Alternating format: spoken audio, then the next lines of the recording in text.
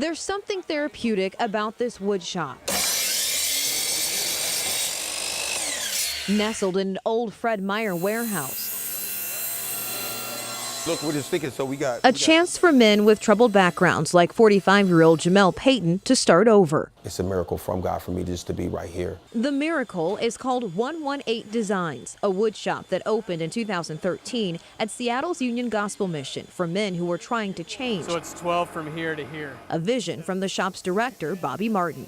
We started, really, it was to combat some of the violence that was happening in the south end of Seattle. And we're still seeing that violence, drive-by shootings, stabbings, and other crime riddling the South Sound.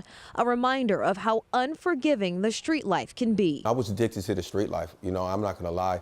I was part of the problem in a lot of things that we read in the newspaper. When Jamel got out of prison a few months ago, he decided to do things differently this time and apply for a coveted spot at 118. First of all, I didn't ever think I'd be working with wood and then being a creator. A lot of the wood used here at the shop is old, beat up, and maybe should be thrown out.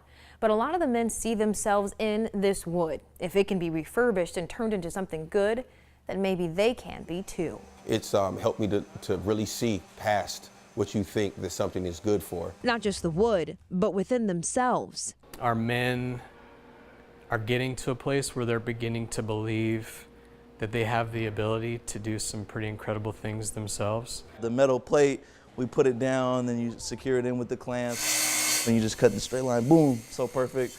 You feel it, you're like, oh man, yeah, I did that.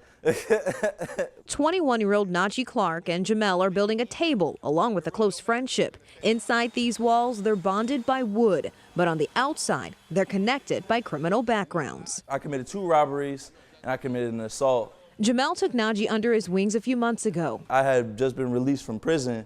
I had been serving a 3-year sentence, and then I had just got out. And his first stop was 118 Designs to learn an honorable trade and get reliable work. See what I'm doing now, not what I did before, because that's before, that's so many years ago. I can't change, I can't go back and re-edit or, redo anything. I can only work on what I'm doing now. Jamel's walk to redemption has been a lot longer than Najee's. I've got about 17 years in county jails. I've been to prison 6 times.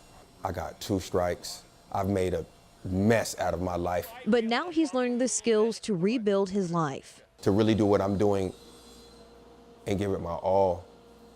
Like every day coming to get it up to coming this, every day is a challenge, but it's always rewarding. The men could make more in a few hours on the streets than they can in a week at 118 Designs. So the appeal of an honest life has to be better than the appeal of fast money.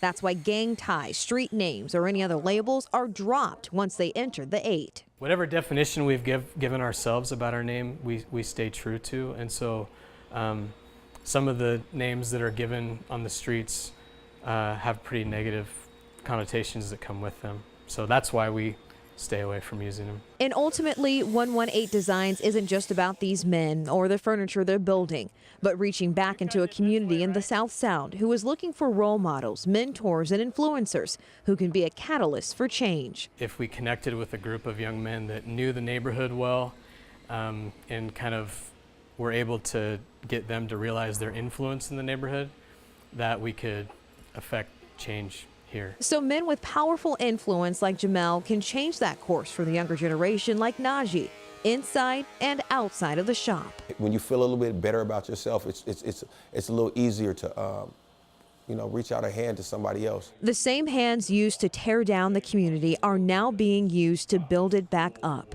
In Seattle, Nadia Romero, Q13 News.